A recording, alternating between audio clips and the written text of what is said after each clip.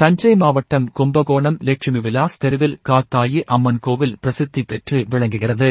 இந்த கோவிலில் பச்சைவாழி அம்மன், மன்னார் சாமி, சூலாயுத தூபி மகா மாரியம்மன், பத்ரகாளி மற்றும் பச்சை காளியம்மன் ஆகிய சாமிகள் உள்ளன.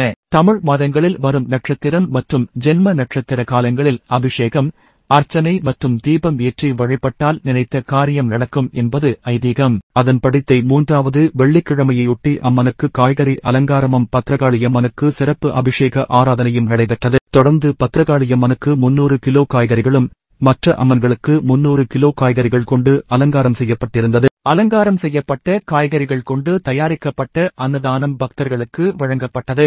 இதில் கும்பகோணம் மட்டுமின்றி அதனை சுற்றியுள்ள பகுதிகளைச் சேர்ந்த பொதுமக்கள் பலர் கலந்து கொண்டனர்.